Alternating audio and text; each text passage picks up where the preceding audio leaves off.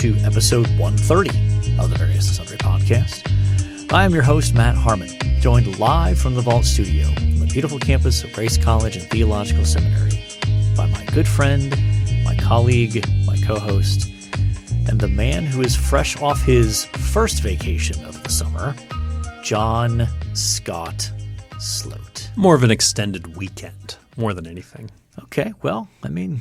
But I was not working. I took time off. Yeah. So, yeah, why not? Yeah, okay. So, John, how was it? Oh, Minnesota's beautiful. Yeah, this time of year. I wouldn't want to be up there in 6 months, but right now, stunning. Yeah? Stunning. Yeah. Beautiful. What part of Minnesota were you in? The north shore of Lake Superior. All right. Which is – Lake Superior's big. Hence the name. Yeah. Yeah, like you can't even see Michigan or Wisconsin. At certain parts you can, right, because it connects. But could you see Canada? No, there are mountains behind. Believe it or not, it's actually quite mountainous back there. I didn't know that. Once you get a mile back from Lake Superior, it gets pretty mountainous pretty quickly. Okay. I've never been to that part of the country. So beautiful. Very windy. Very windy. Mm-hmm. Okay. They call it natural AC. Well, I mean, I remember knowing somebody from Minnesota who said to me that you basically get 3 weeks of summer. Mm-hmm. In like mid to late July, first week of August, you get it's hot, and then the rest of the year it's not. Mm-hmm. It was probably lows were in the upper 60s, or the lowest high we had was in the upper 60s. Okay. And the highest high, probably 85. Okay. That's so warmer than I would have expected. Yeah, it was nice. Okay. All right. We are experiencing an infestation on campus this week as we record. Oh, doctoral students are here. Yes, our demons are here. A good group of them. They're wandering the hallways. As we record on this Monday, they've got one more day of class tomorrow, and I think it's a half day. Mm. And you can tell they're dragging. They're dragging a little bit. I think the teachers are dragging too. Yeah, that's a grind. But glad to have them on campus. You teaching any doctoral classes coming up? No. Why not? I've not been asked. Interesting. What would you teach? What would you want to teach? I mean, I'd love to do something on biblical theology for ministry. Yeah, for the pastorate. Biblical theology for the pastorate. Something like that would be good. Man, tell me, people be swarming. I mean, we'd have to turn them away. This is me calling for it right now. Well, you know who makes those calls, so you just have to talk to the right person or people. Speaking of talking to the right people, if you'd like to connect with us, you can find us on Twitter at VNSPod. Mm-hmm. Email the show, variousandsundrypodcast@gmail.com. We are on Facebook and on YouTube. And we would love for you to leave a 5-star rating and a review on whatever platform you access the show. John, let's talk a little sports. What's going on? I mean, we're kind of in a weird spot of the year. Yeah. Like between now and August, maybe, things are pretty slow. Yeah. I'd say late Augst. Mm-hmm. Things. I mean, baseball's happening, but baseball's a grind. It is a slow grind. You get the big golf and tennis tournaments, right? If you follow those. So I haven't been following the drama that is golf right now. But from what I hear, maybe you could clear this up for me. There is a Saudi prince who has started his own golf league and is like luring all these big names to his golf league. Yes, that's my understanding. I don't know much about it, but I know the PGA is irate and has said they would fine or is fining players who play in this. Really? Yeah. So I'm not sure if the issue is just they think that's just blood money because it's coming from a Saudi prince or whoever it is, tycoon, whoever is funding this. But it's the LIV. Is that the? Yeah. Man. But I mean, there's big bucks involved with it. So you start throwing around that kind of money, you're gonna lure some big players like Phil Mickelson. Of course, he's got some money issues that he needs. Yeah, to, I always hear about him and his gambling debts, and that he's like, a bad day away from like losing a leg. you wonder. But it's never happened. Well, what was it? It wasn't this most recent weekend, but the weekend before I think it was the U.S. Open. Yeah, he was getting heckled by fans in the crowd about his gambling. Really? Yeah. His debts? Or just making cracks about, hey, Phil, you want to put so-and-so on this next shot here, whether you can get it inside of 10 feet kind of stuff. Like, yikes. Yeah. Yeah, people have kind of turned on Phil a little bit. He used to have that – people – I think largely perceived him as just this kind of fun-loving, lovable, aw shucks, but go for it kind of guy on the golf course. And then this gambling stuff has tarnished his image a little bit. Interesting. So anyway, not much going on sports-wise. We did have the NBA draft. Mm-hmm. So thoughts on what your Knicks did? I am not totally aware of what they did. So I'm putting the cards on the table here. Okay. I was even trying to Google it ahead of time. It sounds like it's been an active offseason for them. I saw a video of Spike Lee and Stephen A. Smith praying about the Knicks. Whatever. But other than that,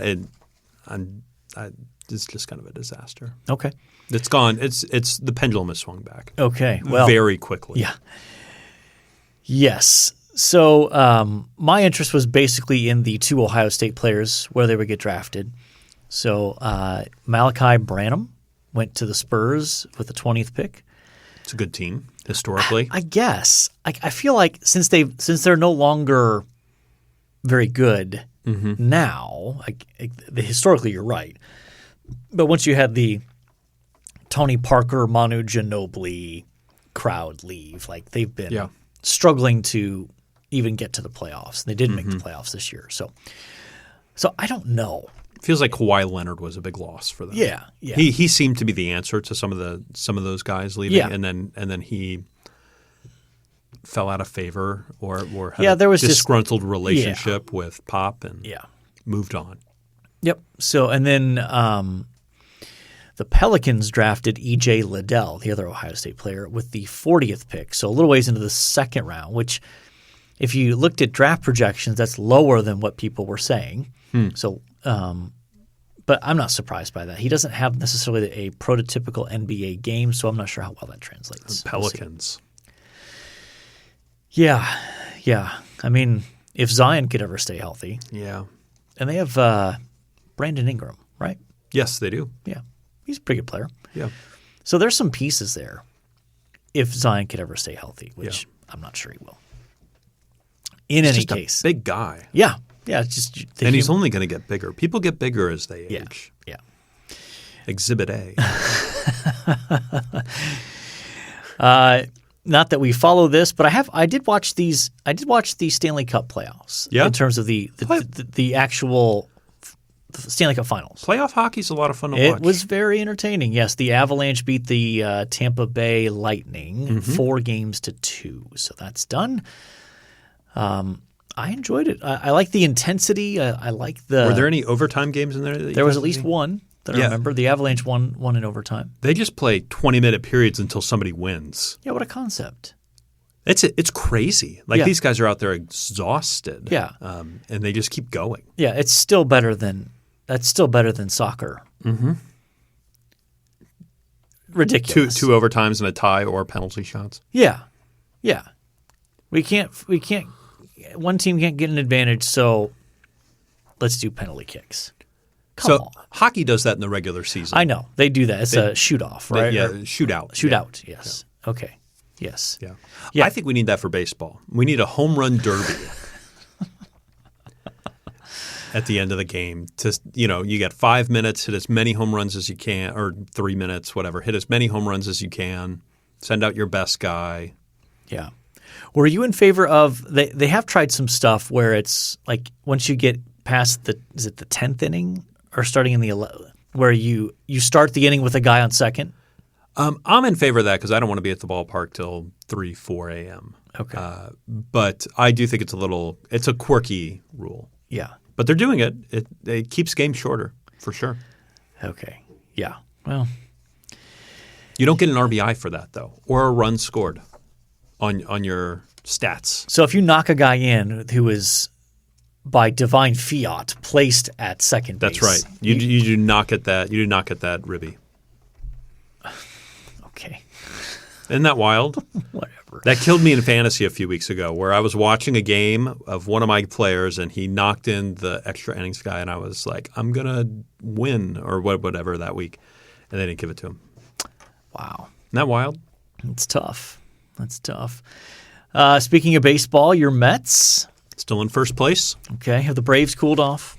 A little bit. I think they were playing a string of trash there for a while.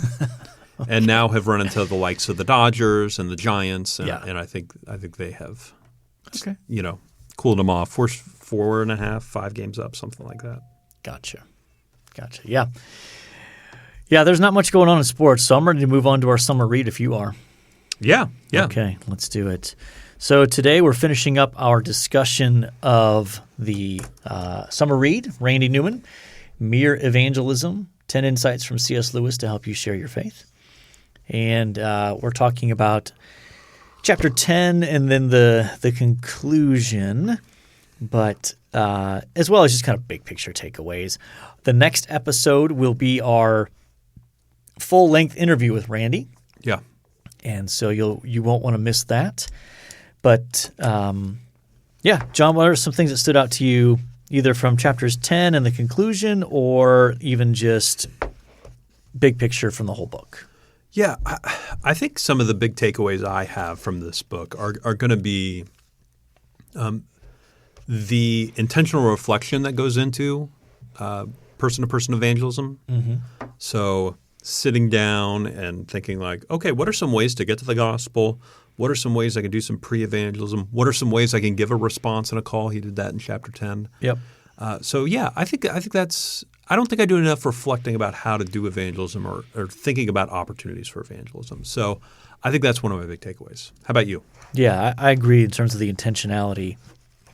I also think that when it comes to this whole area, I appreciate that that Randy is just so thoughtful in terms of he's had so much experience, and he's also not someone who would consider himself, and this will come out in the interview, a natural evangelist. Mm-hmm. He's not someone who's just like, he sits down to a stranger and within 45 seconds he's halfway through the gospel in terms of that. Like that's just not how he is wired, which makes him, I think, perfectly suited to write a book like this because sometimes people who are naturally wired in certain ways are the worst teachers and coaches. You see this in professional sports where guys who are naturally gifted become terrible coaches because it just came naturally to them, and they can't necessarily explain how to do something because they've never had to think about it. It just happens for them. Yeah. Like Barry Bonds is a hitting coach for the Miami Marlins a few years ago. Yeah. Just if you're so naturally gifted at something, you've never had to think about, so how do I do this? Mm-hmm. To try to explain it to somebody else, then that becomes problematic. I also appreciate just his use of Lewis in a way that is it's not superficial. Yeah. But it's also not complex in terms of like he just kind of observes what Lewis does and draws helpful principles from it in a way that you think, well, I'm no C.S. Lewis, but I think I could do that. Mm-hmm. I could do a version of that. Not to the same level as Lewis. Not as cool or winsome as Lewis, but right. Yeah. Right. I mean, just like, again, back to the athletic realm, it's sometimes you might watch a great player do something. You're like, well, I can't do it as well as he can, but I could replicate a version of that move or that athletic skill, not to the same degree. But so, yeah, I think very good, very helpful. And I'm excited for our listeners to get to hear about our conversation with Randy that we recorded a few weeks ago now. A few weeks ago, yeah. What a good conversation that was. That was a lot of fun. Yes. He's a lot of fun. He is. And we'll mention this. It'll be in the show notes next week. But he has a series of YouTube videos that are a series of training videos that range anywhere from a half hour to 45 minutes on different aspects of helping you to learn how to do evangelism more effectively that are freely available and something we would encourage people to check out as Absolutely. well. So anything else you want to add on that? I feel like since the next week episode is all about this, I don't feel the need to necessarily belabor this, but if you've got something else. No, I mean, if you – maybe this is something we've talked about. The book cover is beautiful. Oh, yeah, it's good design. Yeah. It's got the I believe the lamppost from Narnia. Is that right? Yeah. Is that's that got to what be that is? what that is, yeah. But it's a beautiful book cover, so go pick it. If you don't have it yet, go pick it up. And if you've been reading it, you know it's worth your time. Yeah, I've heard good things about The Good Book Company. That's the one that published this. I've not worked with them myself, but everyone I've talked to who has had a good experience. Well, that's a problem they haven't approached you yet. You know. There you go. Is that an English company? Yeah. Okay. Yeah. So, I mean, I appreciate the modest title, The Good Book Company, not the Great Book Company. Like, we're going to try to produce good books. Yeah. And some of them will be great, Yeah. but not all of them. They'll just be good. The good book. Yeah. Yeah. Well, speaking of reading. Yeah, let's talk about some other books. Yeah, our main topic for today is simply what we're reading this summer. So each of us have listed out, 4 or 5 books that I think we both have 4, actually. Are reading or have read in various stages of reading. So, John, why don't you kick us off with your first one? Sure. Probably the one I'm looking the most forward to this summer. And I've saved it for vacation. That's coming up here soon. My second vacation, kind of like second breakfast. But is Thomas Kidd's Thomas Jefferson, A Biography of Spirit and Flesh.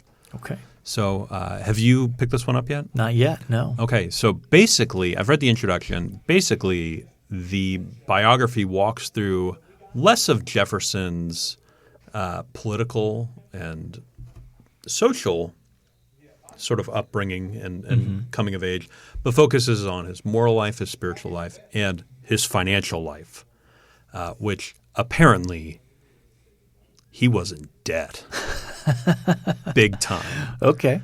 So I'm really looking forward to that and seeing a little bit more because the quip I always hear about Jefferson is like, well, he cut out all this out of his New Testament, you know.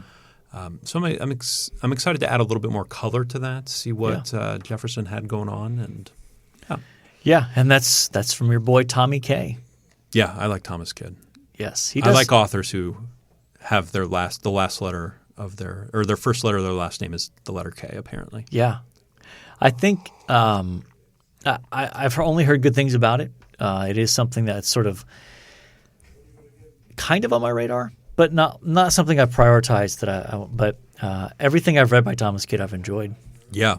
What have you read? What have you read by him? I read his Whitefield biography. Okay, I have not read Whitefield. I've read his Ben Franklin. Ben Franklin was really good. I don't think I've read. I know I've read something else from Thomas Kidd, but I can't remember what it is now. But the Whitefield biography stands out.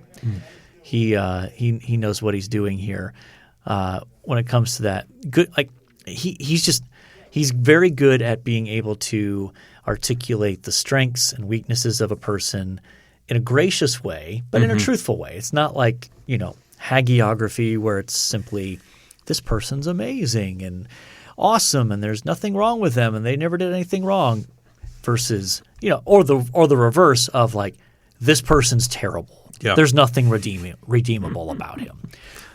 So yeah, that I think that's well worth your time. I'm anticipating you'll enjoy that. Oh yeah. So for me, my first one that I'll mention here is T.D. Alexander, Face to Face with God, A Biblical Theology of Christ as Priest and Mediator. So that's the book that I've been doing in our reading group that I run every summer. And I would say it's been good, not great. Really? I have this on my shelf because I almost added this to my list. I think the the strength of it is helping you to understand how the priesthood and the tabernacle worked within the Old Testament, how it anticipates Christ. At points it does feel a little repetitive to me, but still very good. It's part of the Essential Studies in Biblical Theology series. So, and it's not very long. It's only 140 pages, if that. So nothing that's a major commitment of your life. Yeah. But I think I'm struck by the fact that Alexander does do a good job of helping you understand Christ's priestly ministry now in heaven, and why that matters. So that's been good. Yeah, again, I have it on my shelf. I almost added it to my list, but I figured it was part of your list. Yeah. So, yeah. All right, what you got next? So I picked up a book there was a collection of essays of Cicero called The Good Life. I was in a bookstore in Two Harbors, Minnesota last week. And it was kind of one of those bookstores you walk in and it's just wall-to-wall books, like kind of – beautiful. Yes. Kind of having various ways of organizing books throughout and tables in the middle with books they recommend and all these things. Mm-hmm. And I was just kind of going through the classics section and stumbled upon this this collection of essays of Cicero's by a Cambridge, I believe Cambridge, one of those British schools, scholar. I know that would kill everybody there, right? Yeah, I don't think we have a huge audience in the UK, so that we're probably okay there. But saw this sitting there, $9 for a collection of essays by Cicero. That feels worth it to me. Yeah. So I'm taking that on vacation as well. Yeah. Have you read much Cicero? A little bit, though I am working my way off and on through the History of Rome podcast that you recommended. Oh, yes. How is that? I'm enjoying it. And I'm right now at the point where we're talking about Caesar. And so, of course, Cicero is in the mix at that time period as well. And so, it's very good. He does a good job, doesn't he, Mike Duncan? Yes, very good job. The amount of work that guy put into that is just to do a staggering. weekly podcast where he has no advertising, basically. Oh my God! At some point, he adds in Audible. Okay, and it's like 200 plus episodes. Yeah, and he could have kept going. That's the thing. Like he ends it when Romulus gets thrown off the spoilers. Gets dethroned, right? It's history, so but he could have kept going, right? He could have gone all the way to the fall of Constantinople. Yeah. Okay. My second one is D.A. Carson and John Woodbridge, Letters Along the Way, from a senior saint to a junior saint. So which one of these are the senior saint and which one's the junior saint? Well, so together, Carson and Woodbridge create this composite professor figure. Okay. Woodson.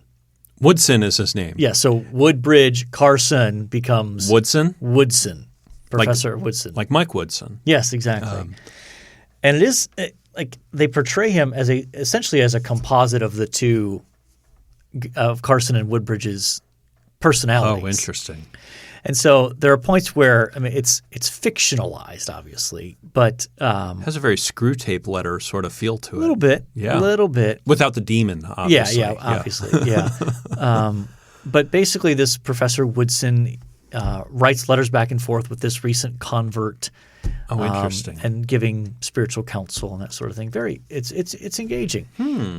It's funny to see, but when Professor Woodson makes references to sports and athletics, it's like that's clearly the Woodbridge part of the persona. Yeah, not that's the Don Carson part. Or television in general, right? Yeah, exactly.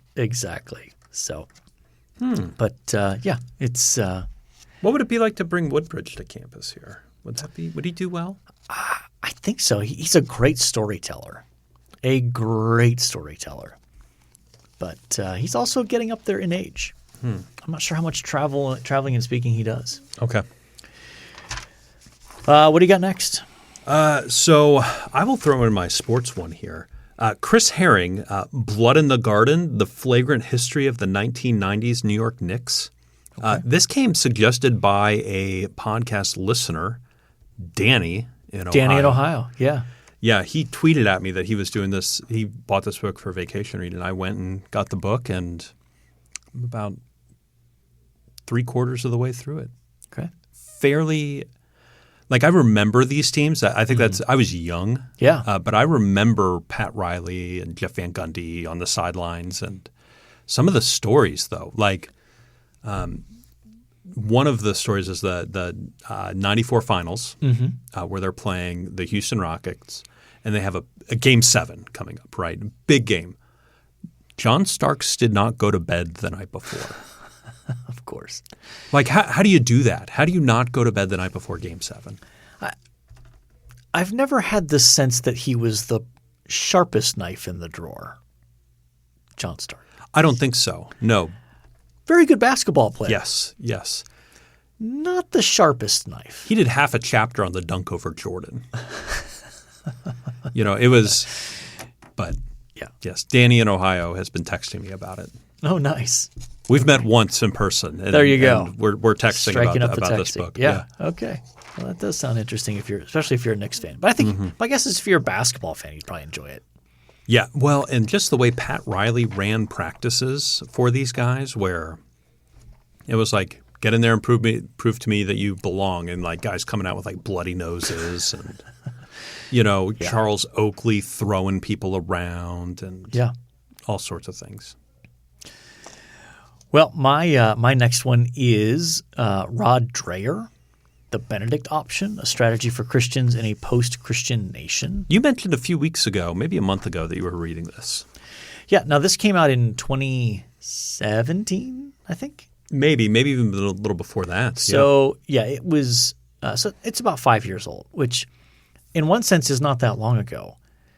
But given how much it feels like our culture, how rapidly our culture is changing. Oh, yeah.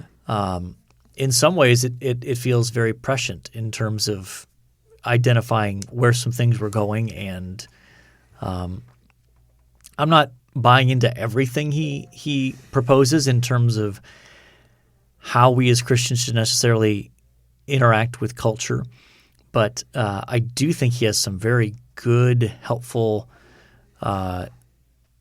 suggestions in terms of us as Christians focusing on building our own institutions and our own structures rather than putting all of our efforts into trying to transform existing secular institutions. We're doing that, right? Here, right? Yeah, we have absolutely. We have an institution. We do. Hip, hip, hooray. Yeah. Bully for us, right? Yeah. Okay. I've been meaning to pick that up. Even if you don't necessarily agree, it's worth reading. He's a major contributor on the conservative side in terms of that. And so you hear it mentioned. You hear people mentioning the Benedict option. So it's just having a general familiarity with it's probably a good thing. Yes. I mention it anytime I cover the Benedict rule. I mentioned this book. I always also mention I have not read the Benedict option when I mention that. So yeah. All right. What you got left? You got one more, right? My last one. I will mention a book I have not received yet, although I believe I've ordered it. Suetonius, The 12 Caesars. That's a good read. Is it a good read? It's a good read.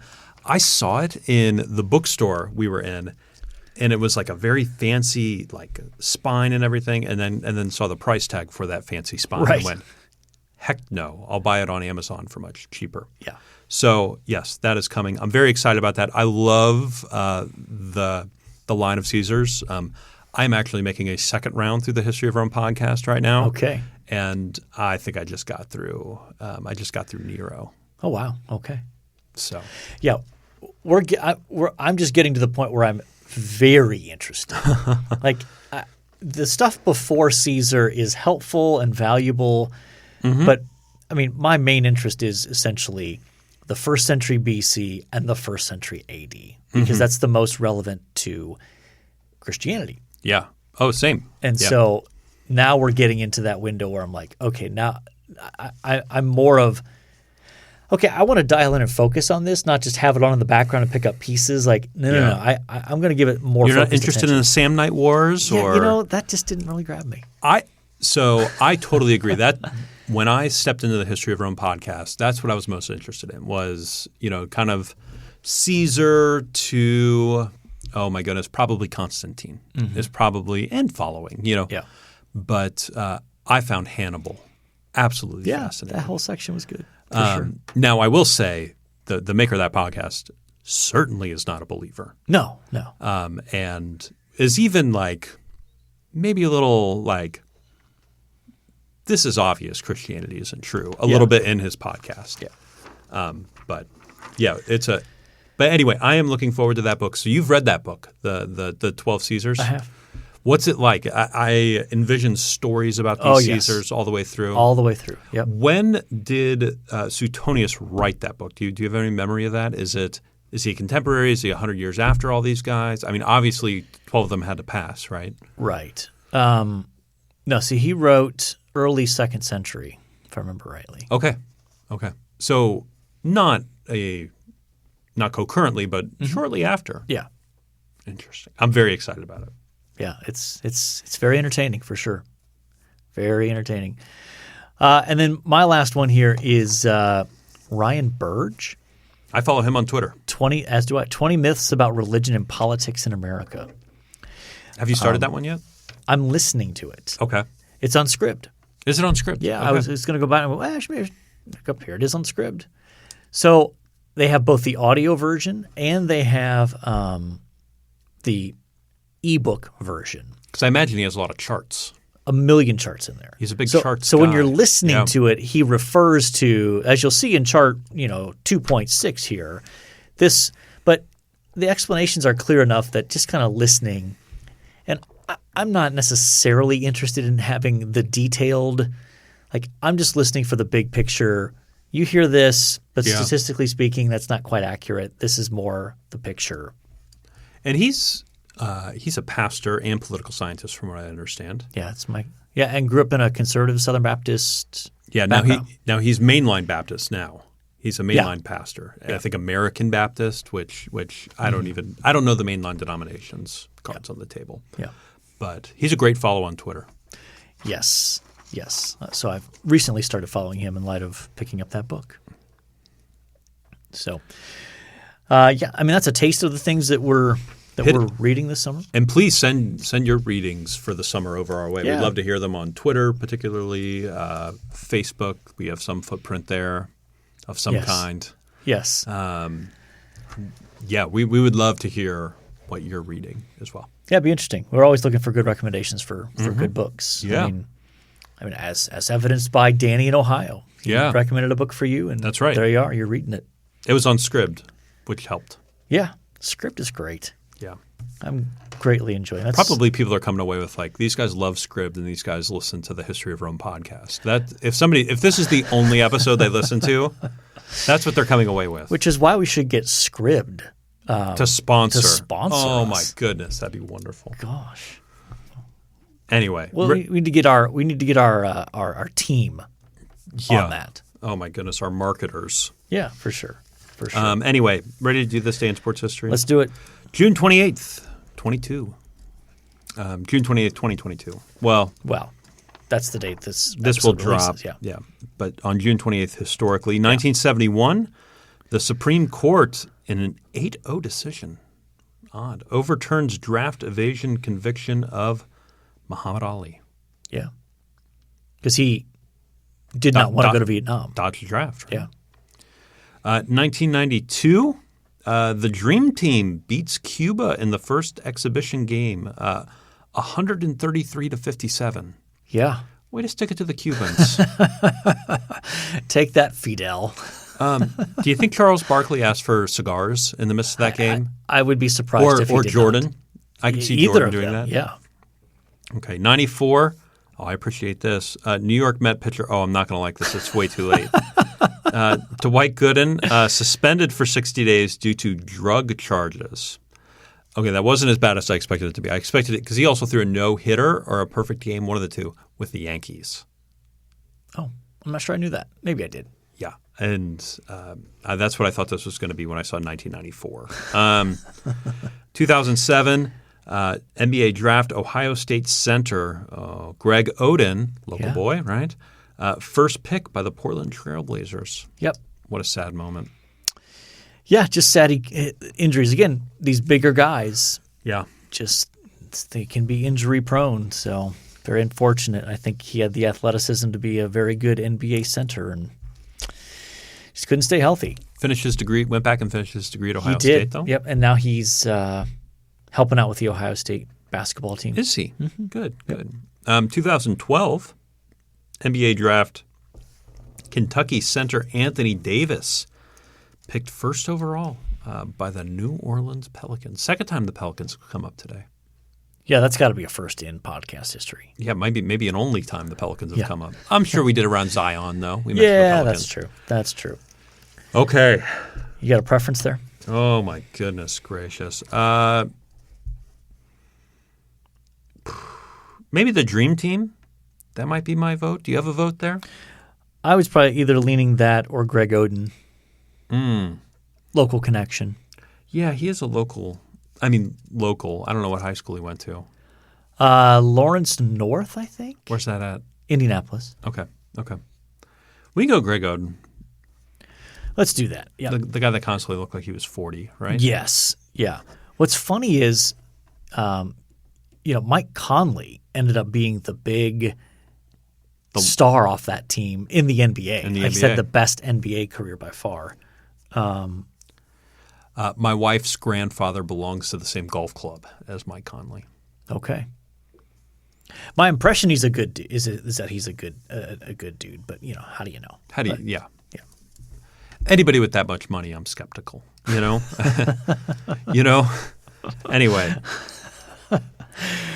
All right. Well, on that note, one thing you liked. All right. I just got back from a 3-4 day shortened vacation on the North Shore of Lake Superior, Minnesota. So that is going to be my one thing, roasting s'mores while overlooking Lake Superior. Did you get into Lake Superior? No. I imagine it's very cold.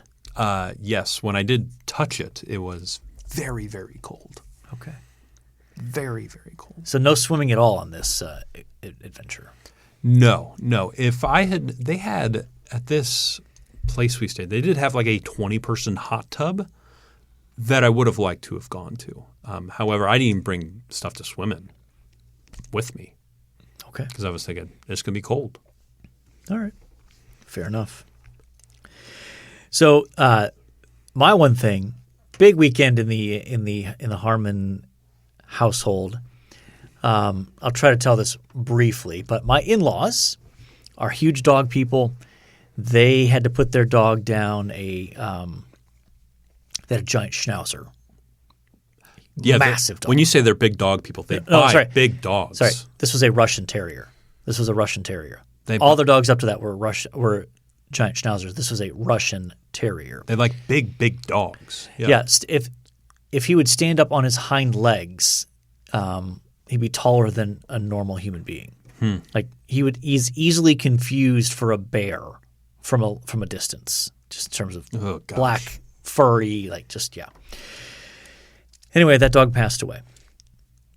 And so my in-laws are big dog people, and to sort of condense the story, my wife found a breeder nearby here to get them a new dog. And we persuaded them to get a smaller dog, a dog that's a reasonable size, a Bernedoodle. What? That's obviously a cross with a poodle. Saint Bernard? Maybe. I don't know.